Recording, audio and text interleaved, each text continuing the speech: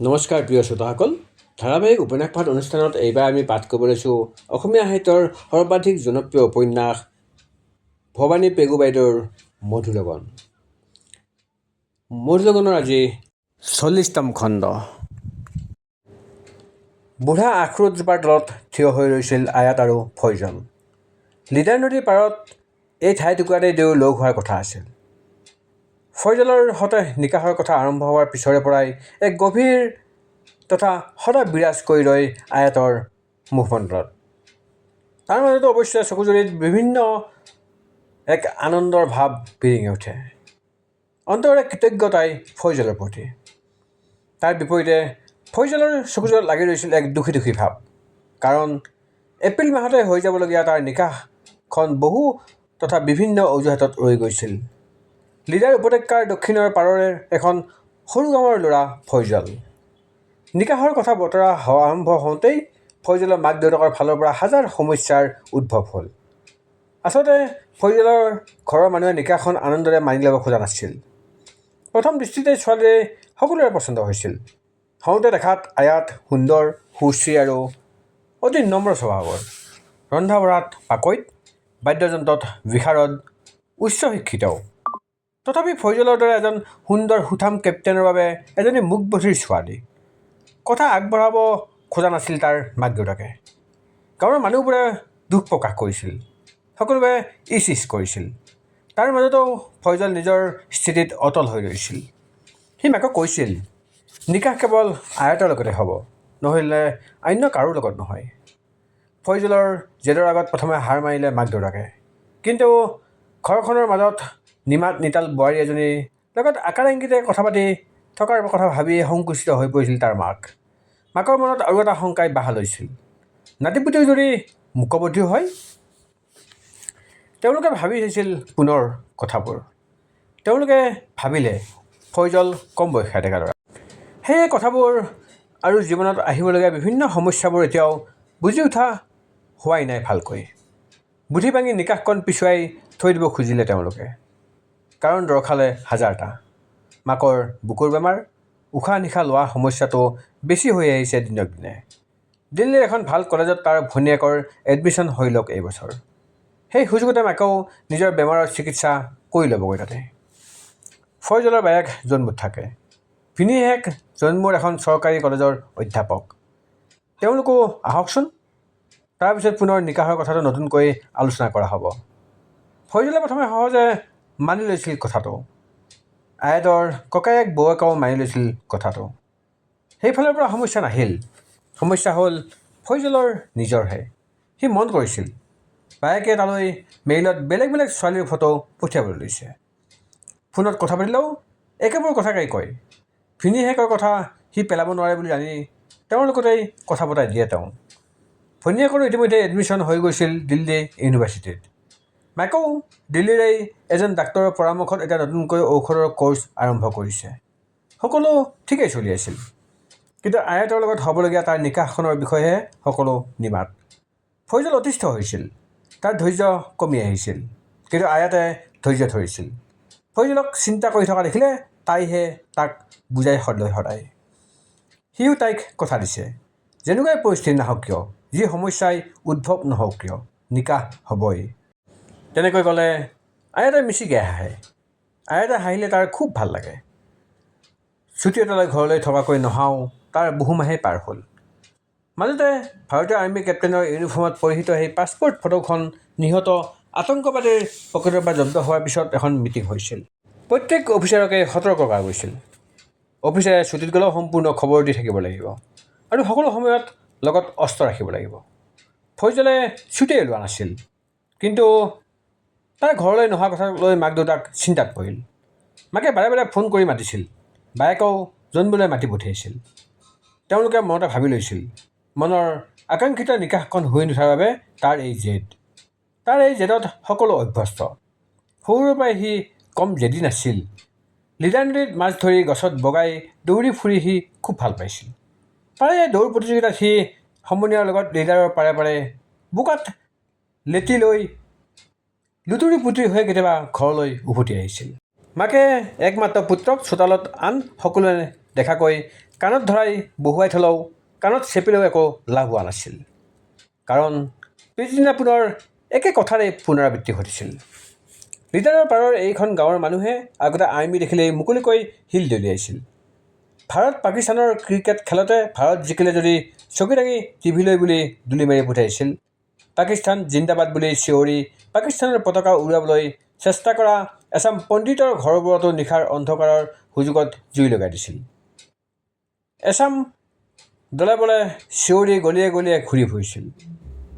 কাশ্মীৰ হামাৰা হে হামাৰা, কাফেৰো কা নেহি, ये जमीन छोड़ दो, नहीं छोड़ना है তো আল্লাহ আকবৰ কহো। এনে এটা পৰিৱেশৰ মাজত ডাঙৰ হোৱা ফয়জলে হঠাতে জেদ ধৰিছিল সি আৰ্মি অফিচাৰ হ'ব।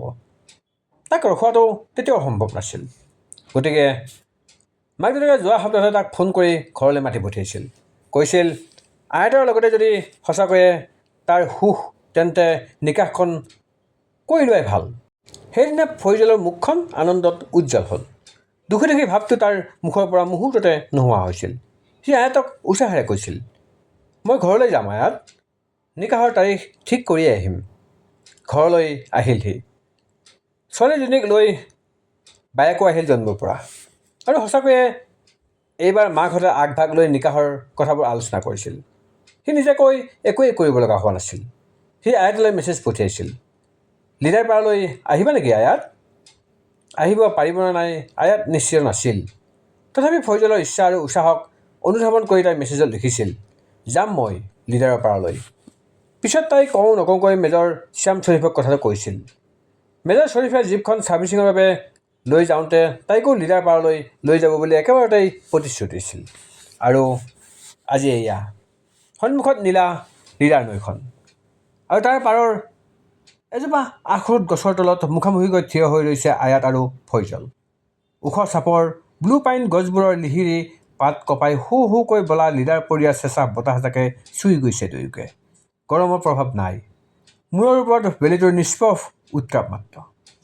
দুয়োৰে মুখমণ্ডলত তেতিয়া লুকাই চুৰকৈ এনেকৈ বাহিৰত লগ কৰাৰ উত্তেজনা। বুকুত দূৰ দূৰ কঁপনি, দুযোৰ চকুৰ অপাৰ আকুলতা। এনে অভিজ্ঞতা আয়াতৰ আজিয়েই প্ৰথম। ইয়াৰ পিছত ফয়জলৰ লগত মনত ইমান আকুলতা তাই কেতিয়াও অনুভৱ কৰা নাছিল। 5 দিন, মাত্ৰ 5 দিন দেখা নাই তাই ফয়জলক। আৰু এই 5 দিনতেই তাইৰ মনত জন্ম হ'ল ইমানবোৰ অনুভৱৰ। আচৰিত, সদায় কাষত থকা যেন আঁতৰি গ'লেহে তাৰ মূল্য বেছিকৈ বুজা যায় হেনো। এই কথাটো বাৰু সঁচা নেকি? আয়াতে আনন্দতে সেইদিনা এটা উপহাৰ আনিছে ফয়জলৰ বাবে।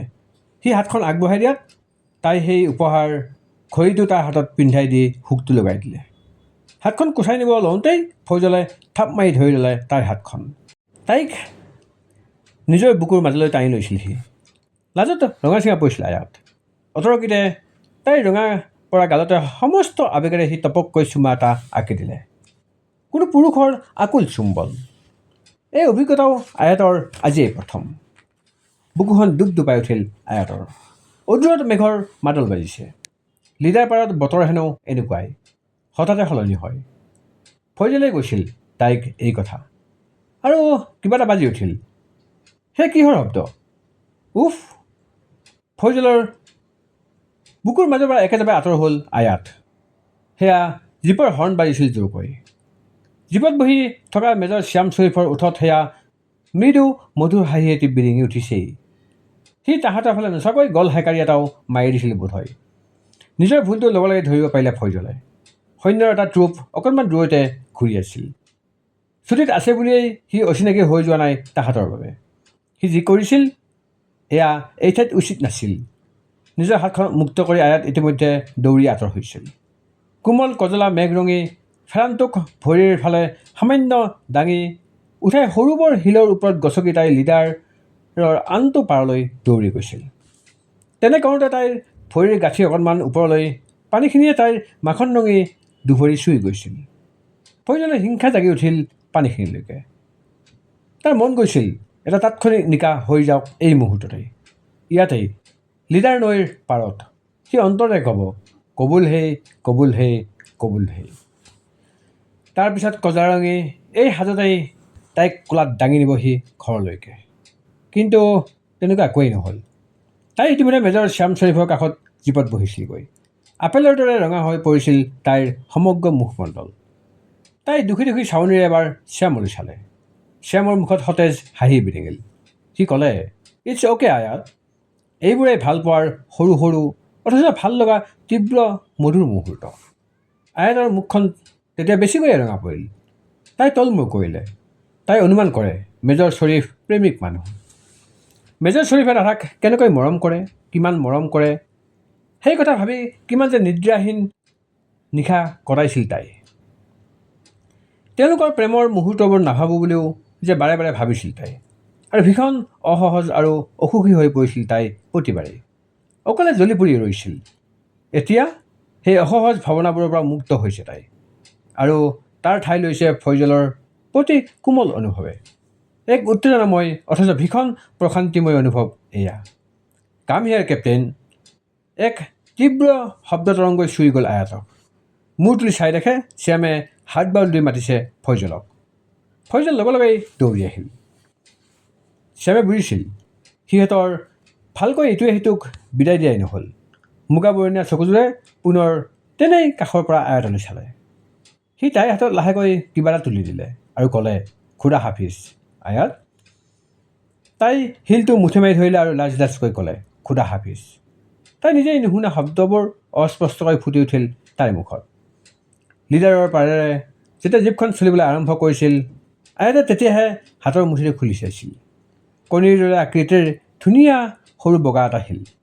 শিলটোত সি ৰং তুলিকাৰে আৰ্ট কৰিছে এজনী ছোৱালী, যাৰ মেঘৰঙী চুলিকোছা শিলটোৰ পিঠিভাগলৈকে বৈ পৰিছে।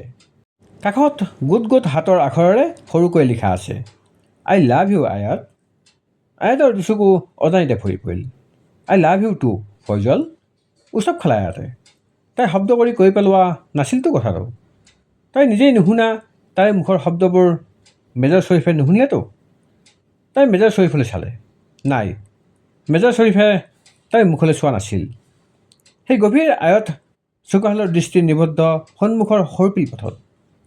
সি মাজে মাজে নীলা লিডাৰৰ পানীখিনিলৈ চাইছিল আৰু উজ্জোৰ লৰি উঠিছিল। বোধহয় গান এটাকেই সি গুণগুণাই আছিল।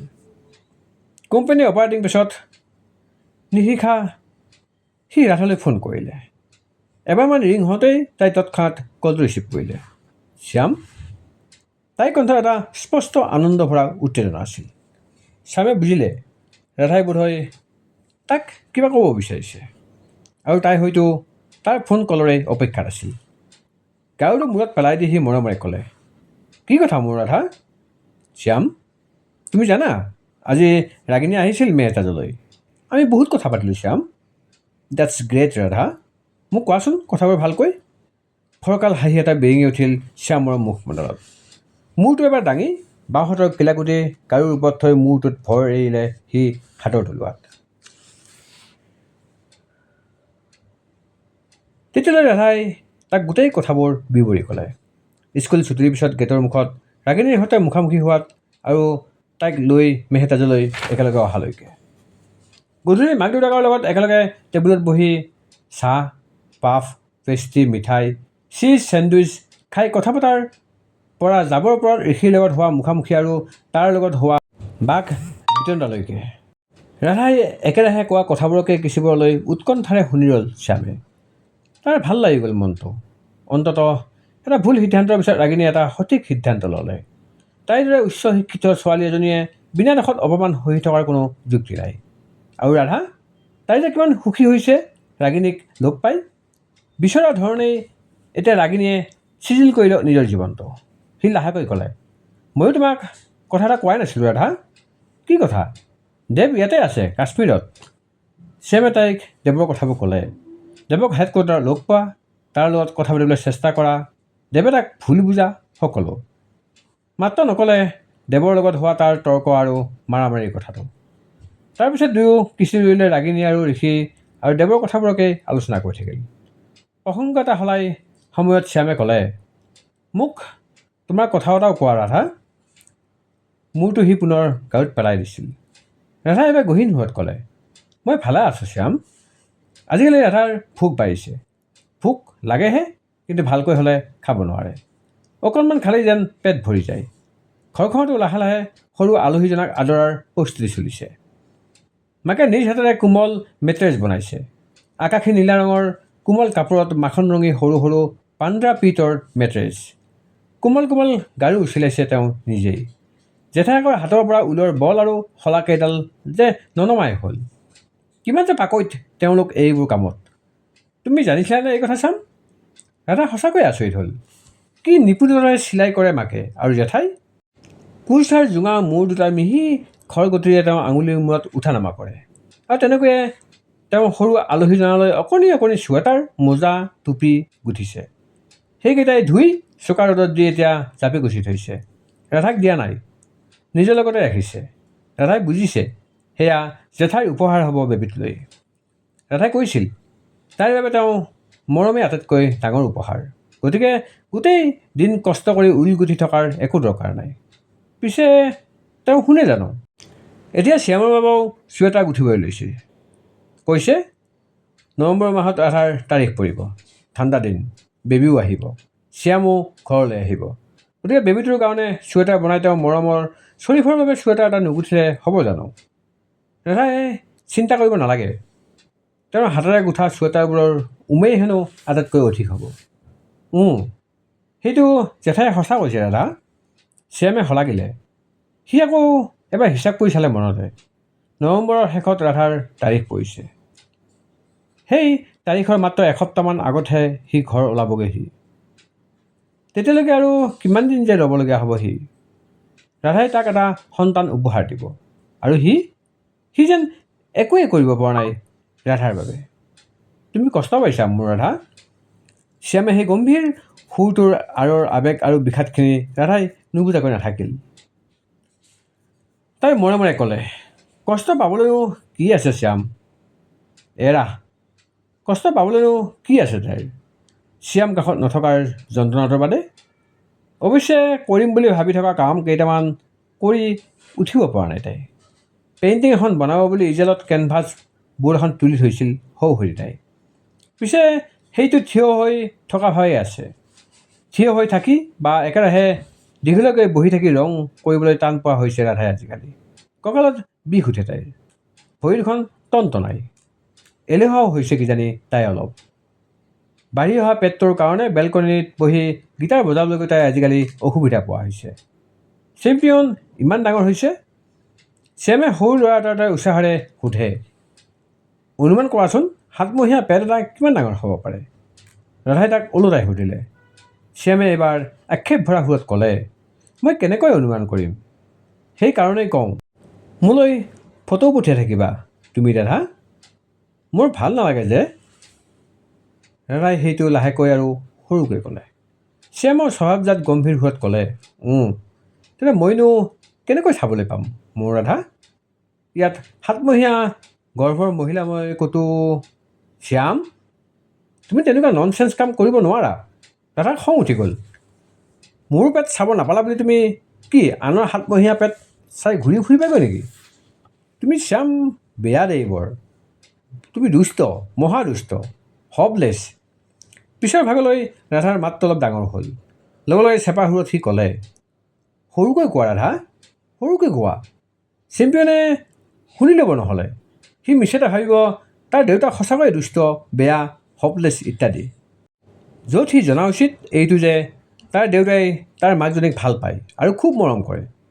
তাৰ দেউতা আহি আছে তাৰ কাষলৈ। বুজিছা মোৰ ৰাধা? ৰাধাৰ মুখত তেতিয়ালৈ ৰঙীন আভা এটা বিয়পি পৰিছে ইতিমধ্যে। ওঠৰ কোন দুটা হাঁহিৰ ৰেখা। মোৰ জানিবলৈ মন গৈছে ৰাধা, তোমাক সাৱটি ধৰিলে মোৰ হাত দুখন অন্ততঃ আঙুলিৰ মূৰকেইটা লোক খাবগৈনে নাই তোমাৰ পেটৰ আগত? ৰাধাৰ এইবাৰ সঁচাকৈয়ে হাঁহি উঠি গ'ল। শ্যাম যে সঁচাকৈয়ে। মনত মিহিকৈ বাকী ৰোৱা ৰাধাৰ খংখিনিও কেনিবা উৰি গ'ল। আৰু কিছু সময়লৈ কথা পাতি দুয়ো ফোন থলে। ফোন থোৱাৰ পিছতো ৰাধাৰ ওঠত হাঁহিটো লাগিয়েই ৰ'ল। তাই চকুজুৰি জপাই দিয়ে। ৰাধাই ভাবে, শ্যামৰ ৰাধা, কেৱল ৰাধাৰ।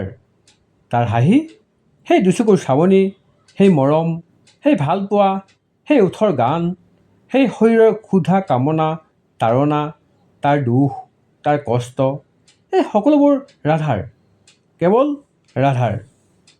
তোমাৰ যে এয়া কেনেকুৱা স্বাৰ্থপৰ চিন্তা ৰাধা। অন্য এজনী ৰাধাই তাইক যেন এটা মৃদু কটাক্ষ কৰিলে। আচলতে প্ৰেম আৰু প্ৰাপ্তি একেলগে থাকিলে ক'ৰবাত সঁচাকৈয়ে বোধ হয় এটা জটিল স্বাৰ্থপৰতাও জড়িত হৈ পৰে। উফ, ইমান ডাঙৰ কথা এটা ভাবিবলৈ বাদ দিয়া ৰাধা। শ্যামৰ প্ৰেমত নিমজ্জিত তুমি যদি অকণমান স্বাৰ্থপৰো হোৱা, আৰু যদি শ্যামৰ তাত কোনো সমস্যা নাই, ক্ষতি কি কোৱা? এৰা, ক্ষতি কি? Sometimes it is necessary to just indulge yourself in your own emotions of love, happiness, wildness, dreams. গতিকে ৰাধাই মহান হ'ব খোজা ভিতৰৰ ৰাধাজনীক খেলা মাৰি লাহেকৈ আঁতৰাই পঠালে। কিবা এটা ভাবি তাই বিচনাৰ পৰা উঠি আহিল। আইনাৰ সন্মুখত তাই থিয় হ'ল। তাৰপিছত আইনাৰ ৰাধাজনীৰ পুনৰ দৈৰ্ঘ্যৰ ফটো একপি তাই তুলি ল'লে। স্পেণ্ডেল শ্বেফ, শকত হৈছে তাই, পেটটো যথেষ্ট ডাঙৰ। এইবাৰ টেবুলৰ ড্ৰয়াৰৰ পৰা তাই মেজাৰিং টেপটো উলিয়াই জোখ ল'লে। প্ৰথমে বুকুৰ পৰা পেটৰ একেবাৰে তল ভাগলৈ দীঘলীয়াকৈ, তাৰপিছত মেজাৰিং টেপটো পেটত মেৰিয়াই ধৰি ঠিক নাভিমণ্ডলৰ ওপৰত তাই দ্বিতীয়টো জোখ ল'লে। তাই শ্যামলৈ ফটোকেইখন আৰু জোখটো পঠিয়ালে। ফোনটো লগে লগেই বাজি উঠিল। শ্যাম কলিং। তাৰ অনুচ্চ কণ্ঠত সীমাহীন আৱেগ। মই অনুমান কৰি ল'লোঁ ৰাধা, মই সাৱটি ধৰিলে মোৰ হাত দুখন লোক খাবগৈ। তোমাৰ নিশ্চয় খুব কষ্ট হৈছে মোৰ ৰাধা। মোৰ খুব বেয়া লাগিছে যে এই মুহূৰ্তত মই তোমাৰ কাষত থাকিব পৰা নাই।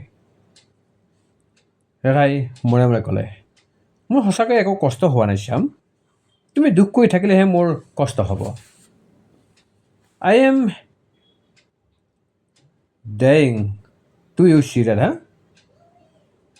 ৰাধাই ধেমেলীয়া সুৰত ক'লে, আৰু তাক? সি আৰু তুমি আজিকালি মোৰ বাবে একেটাই সত্তা ৰাধা।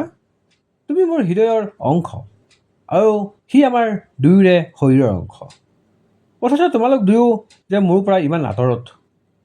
আহ, আৰু কি ক'ব লাগে ৰাধাই ভাবি নাপায়। ফোনটো কাণত অলপ জোৰকৈ হেঁচি ধৰিলে তাই, যেন সেয়া স্ক্ৰীণখনৰ যান্ত্ৰিক চেঁচা পৰশ নহয়, শ্যামৰ হাতৰ তলুৱাৰ মৰম ভৰা স্পৰ্শহে। মই তোমাক বহুত ভাল পাওঁ মোৰ ৰাধা। ময়ো শ্যাম। বতাহতে আঁকি দিলে সি অসংখ্য মৰমৰ চুমা, আৰু সেই সকলোবোৰ ৰাধাৰ দুগাল তিয়ালেহি। সেইদিনা ৰাধাই সপোনতো শ্যামকে দেখিলে। তাইৰ ঠিক কাষতে সি বাগৰি ৰৈছিল। তাইৰ ভৰি দুখনক সি পেশীবহুল দীঘল ভৰি দুখনে নিজৰ মাজত মেৰিয়াই লৈছিল। তাৰ হাত দুখনে তাইৰ শৰীৰৰ ফুলি অহা মধ্য অংশক আৱৰি লৈছিল আলফুলে। থুতৰিয়ে সি কোমলকৈ হেঁচি ধৰিছিল তাইৰ কান্ধ। ৰাধাই স্পষ্টকৈ দেখিলে তাইৰ পেটটোক আলফুলে মেৰিয়াই ধৰি থকা তাৰ হাত দুখন তাইৰ পেটৰ নাভিমণ্ডলৰ ওপৰত পৰস্পৰে সতে লগ খাইছে। কথাটোত ইমানেই আমোদ পালে সপোনতো খিলখিলাই হাঁহি উঠিছিল ৰাধাই। দিনৰ মাজভাগলৈহে সপোনটোৰ মাদকতা লাগিয়ে থাকিল ৰাধাৰ দুচকুত। কাণত গুঞ্জৰিত হৈ ৰ'ল নিজৰ এই হাঁহিৰ ধ্বনি। আবেলিলৈকেহে মনটো আকৌ বেয়া লাগিল তাইৰ। বেলকনিত ওলমি থকা হেংগিং চেৰামিক প্লাণ্টৰ পটবোৰক কাপোৰ এখনেৰে মেৰিয়াই মচি থাকোঁতে ৰাধাৰ দুচকু সেমেকি পৰিল। আকৌ সেই একেটাই আবেলিৰ চিন্তা, দ্য ৰেগুলাৰ মুড ছুইং। সুখেৰে ভৰা এই নতুন জীৱনটোত শ্যাম কাষত নথকাটোৱেই তাইৰ একমাত্ৰ যন্ত্ৰণা। দিনবোৰ এনেকৈয়ে পাৰ হৈ যায় ৰাধাৰ। ৰাতিপুৱা আৰু দুপৰীয়াবোৰ তড়িৎ গতিত, নাযায় নোপোৱাই যেন লাগে আবেলিৰ কাছৰ গতিত। মাজে মাজে পাকঘৰলৈকৈ যায় তাই। মাক আৰু জেঠায়েকৰ লগত মিলি নতুন ৰেচিপি ট্ৰাই কৰে। শ্যামৰ মাক, তেওঁ নিজেই যেন এখন ৰন্ধন প্ৰকৰণৰ কিতাপ। ৰাধাৰ আগতে বৰিং আৰু একঘেয়েমী বুলি ভাবি থকা কামটো তেওঁৰ বাবে এটা নিচা, আৰু সেই নিচা কলাই ৰূপ লয় তেওঁৰ হাতত। এইটো বেলেগ যে তেওঁ পাকঘৰত সোমাই থাকিবলৈ খুব কম সময় পায়। ৰাধাৰো শিকাৰ ইচ্ছা বহুত, কিন্তু ৰাধাক বৰকৈ পাকঘৰলৈ যাবলৈ নিদিয়ে তেওঁ কয়, স্কুলৰ সময়খিনিৰ বাহিৰে বাকী সময়ত পূৰ্ণ ৰেষ্টত থকাটোৱেই ৰাধাৰ মূল কাম। 8.5 মাহ গৰ্ভ এতিয়া ৰাধাৰ। তাই সাৱধান হ'বই লাগিব। মাত্ৰ দুদিন আগতেই মাক আৰু ৰাগিনীৰ সৈতে গৈ ডক্টৰৰ ক্লিনিকত আল্ট্ৰাচাউণ্ডো কৰাইছিল। ডক্টৰৰ মতে চিন্তা কৰিবলগীয়া একোৱেই নাই, প্ৰয়োজনীয় সাৱধানতাখিনি মানি চলিলেই হ'ল। মাকে ৰাধাৰ হাতত দুখনমান কিতাপো তুলি দিছিল। কিতাপ পঢ়াৰ অভ্যাসনো পিছে আছিল ক'ত ৰাধাৰ। মাকে সেইদিনা ব্ৰেকফাষ্ট টেবুলত আৰু এটা কথা ক'লে, তুমি ইচ্ছা কৰিলে পিছলৈ আৰু পঢ়া শুনা কৰিব পাৰিবা ৰাধা। তাই হঠাতে কি উত্তৰ দিব একো ভাবি পোৱা নাছিল। পঢ়াৰ কথা আৰু কেতিয়াও ভবাই নাছিল ৰাধাই। মুখতে না ক'বলৈকো টান পালে তাই। শ্যামৰ মাককো একো কথাতে দুখ দিবলৈ, বিমুখ কৰিবলৈ মন নাযায় দেখোন ৰাধাৰ। যি ৰাধাক নিজৰ মাকে কেতিয়াও একো কথাৰে যোগ্য বুলি ভবা নাছিল, সেই ৰাধাৰ ওপৰত এই মানুহজনীৰ ইমান বিশ্বাস। ৰাধাই সেই নিশা কথাটো শ্যামক ক'লে। শ্যামে আনন্দৰে ক'লে, তুমি পাৰিবাই ৰাধা।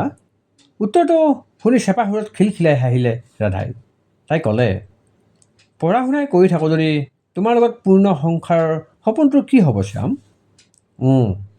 তাৰপিছত একেই কথা, একেই আলোচনা, অথচ সদায় নতুন যেন লগা।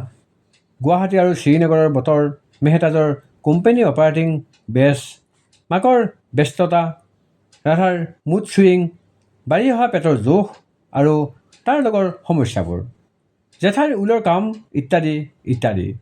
কথাৰ মাজতে শ্যামে ক'লে, জেঠাইক ক'বা ৰাধা, এইবাৰ তেওঁ শ্বৰীফে চুৱেটাৰ নিকিনে, সোনকালে যেন তেওঁ চুৱেটাৰটো গুঠি পেলায়। তুমি অহালৈ চুৱেটাৰো ৰেডি হৈ যাব শ্যাম। ৰাধাই ক'লে, আৰু মাত্ৰ 30টা দিনহে আছে। 30টা ৰাতিপুৱা, 30টা বিষাদ আৰু অপেক্ষা ভৰা আবেলি। তাৰপিছতে শ্যাম আহিব। সেইদিনা ৰাধাই এটা সপোন দেখিলে। শ্যাম ঘৰলৈ আহিছে, তাইৰ কাষলৈ। ঘৰখনৰ এটা আনন্দমুখৰ পৰিৱেশ। শ্যামে আহিয়ে কৈছে, মই আৰু চুৱেটাৰ নিকিনো দেই এইবাৰ। ক'ত মোৰ চুৱেটাৰটো জেঠাই? কিন্তু ই কি? ইমান দিনে নিশাই লাগি থকাৰ পিছতো জেঠাই দেখোন চুৱেটাৰটো কাম সম্পূৰ্ণ কৰিব নোৱাৰিলে, আধা কোঠা হৈয়ে ৰ'ল। হঠাতে সাৰ পালে ৰাধাই। কোঠাটো আন্ধাৰ। তাই খেপিয়াই লাইটৰ ছুইচটো অন কৰিলে। পেটৰ তলভাগত গধুৰকৈ বিষ এটাও অনুভৱ হ'ল হঠাতে। গোটেইটো টান হৈ পৰিছে। দীঘল দীঘলকৈ উশাহ কেইটামান ল'লে ৰাধাই। পেটৰ তীব্ৰ সংকোচনটো কমি আহিল লাহে লাহে। তাৰপিছত দুৱাৰ খুলি ওলাই আহিল ৰাধা। কাষৰ কোঠাৰ লাইটটো জ্বলিয়াই আছিল। সেইটো আজিকালি জেঠাইৰ কোঠা। আধা খোলা দুৱাৰখন এবাৰ নক কৰি সোমাই আহিল তাই। তেওঁ টোপনিত লালকাল। তেতিয়াও হাতৰ ঢিলা মুঠিত শলা দুডাল। ঊলৰ বলটো বাগৰি ৰৈছে মজিয়াত। বোধহয় ঊল গুঠিয়েই থকাত টোপনি গ'ল জেঠাই। শৰীৰটো সন্মুখলৈ হালি বলটো উঠালে ৰাধাই। তাই এনে এবাৰ হাত ফুৰাই চালে আধা কোঠা চুৱেটাৰটো। আৰু বেছি কাম নাই নহয় বোধহয়। শ্যাম অহালৈ হৈয়ে যাব চুৱেটাৰটো। ৰাধাই সকাহ পালে। তাই কোঠাৰ লাইটটো অফ কৰি দিলে আৰু দুৱাৰখন জপাই ওলাই আহিল লাহে লাহে। আজিকালি মাজে মাজে জেঠাই কোঠাত ভুমুকি মাৰি চোৱাটো, নতুবা জেঠাইকে অন্য কামত ব্যস্ত হৈ থাকোঁতে আধা কোঠাৰ চুৱেটাৰটো এনে হাত ফুৰাই চুই থকাটো ৰাধাৰ এক অভ্যাসলৈ পৰিণত হৈছে। যেন এয়া এটা গোপন দায়িত্ব, যি তাইক অদৃশ্য কোনোবাই অৰ্পণ কৰিছে। সপোনৰ সেই আধা কোঠাৰ চুৱেটাৰৰ ছবিখন ৰাধাৰ দুচকুৰ আঁৰত ক'ৰবাত যেন লুকাই থাকে। তাই ভাবে, কোনো কাৰণতে এই চুৱেটাৰ আধা কোঠা হৈ ৰ'ব নোৱাৰে। কিন্তু ইয়াৰ বাবে তাই বয়সস্থ মানুহজনীক যে অযথা জোৰ দিবও নোৱাৰে। মাত্ৰ শ্যামৰ সুৰতেই কথাটো জেঠাইক তাই সুৰাই থাকে। এইবাৰ আপোনাৰ শ্বৰীফে চুৱেটাৰ নিকিনে কিন্তু জেঠাই। ৰাধাই সেই কথাটো ক'লেই প্ৰতিবাৰেই জেঠায়েকৰ মুখত সন্তুষ্টি ভৰা হাঁহি এটা বিৰিঙি উঠে। দিনবোৰ গতানুগতিকভাৱেই পাৰ হ'ল। বৰবৰুৱা ভিলাৰ অন্য কোনেও খবৰ খাতি নকৰিলেও ৰাগিনীয়ে তাইৰ খবৰ লৈয়ে থাকে। তাই আহক কেতিয়াবা আবেলিবোৰত ৰাধাৰ লগত সময় কটাহি। ডক্টৰৰ লগত এপইণ্টমেণ্টবোৰ থকা দিনবোৰত ক্লিনিকলৈ তাই আহি সংগত দিয়েহি। এদিন তেনে এটা আবেলিতেই ৰাগিনীয়ে ক'লে ঋষি মান্তি হৈছে ডিভোৰ্চৰ বাবে। তাই এতিয়া উকিলৰ লগত কথা আগবঢ়াইছে। ৰাধাই এইবাৰ ৰাগিনীৰ মুখখনৰ সন্তৰ্পণে পঢ়িবলৈ চেষ্টা কৰিছিল। নাই, তাত নতুনকৈ আনন্দ বা বিষাদৰ কোনো একোৱেই ভাৱ নাছিল। তাই হঠাতে সুধি পেলাইছিল ৰাগিনীক, তুমি বেলেগে কিবা এটা ভাবি আছা নেকি দেৱক লৈ, নতুবা? নাই নাই। ৰাগিনীয়ে নয়াৰ্থকভাৱে মূৰটো লাহেকৈ জোকাৰিছিল। লগতে কৈছিল যে তাই দেৱৰ লগতো কথা হৈছে। তাই দেৱৰ খা খবৰ লৈ থাকে মাজে মাজে, কিন্তু সেই সম্বন্ধত কোনো ধৰণৰ নতুন আশা নাছিল। কাৰণ কিছুমান ফুলৰ ক্ষমা নাথাকে, কিছুমান কথা বিচাৰিলেও কেতিয়াও আগৰ দৰে হৈ নপৰে। তাই মাত্ৰ কামনা কৰে শ্ৰীনগৰত দেৱ ভালে কুশলে থাকক। দাদাই শ্যামৰ লগত আলোচনাও কৰিছিল কথাটো। সি কৈছিল কিছুমান সিদ্ধান্ত মানুহৰ সম্পূৰ্ণ ব্যক্তিগত। ঋষিৰ লগত ডিভোৰ্চেই হওক বা দেৱৰ লগত পুৰণি সম্বন্ধৰ জোৰাই লাগক, সেয়া ঋষি, দেৱ আৰু বিশেষকৈ ৰাগিনীৰ একান্তই ব্যক্তিগত সিদ্ধান্ত হোৱা উচিত। ৰাধাই কথাবোৰ দকৈ চিন্তা কৰি চাইছিল। তাই মন কৰিছিল ঋষিৰ মাজতো ক'ৰবাত কিবা এটা যেন সলনি হৈছে।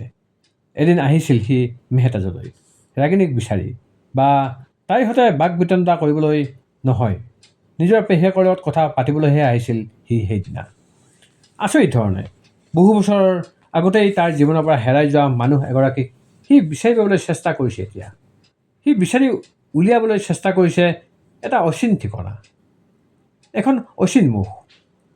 ঘৰৰ কোনো এটা কোনোতে হেৰাই যোৱা মাকৰ কোনো ফটো বা কোনো চিহ্নও নাছিল। সি পেহীয়েকৰ পৰা সহায় বিচাৰি আহিছিল। তাৰ কথাবোৰত ভাগ ভংগীত এটা হতাশ ভৰা ভাগৰুৱা সুৰ এটা আছিল। ৰাধাৰ ভাল লাগিছিল সেইদিনা।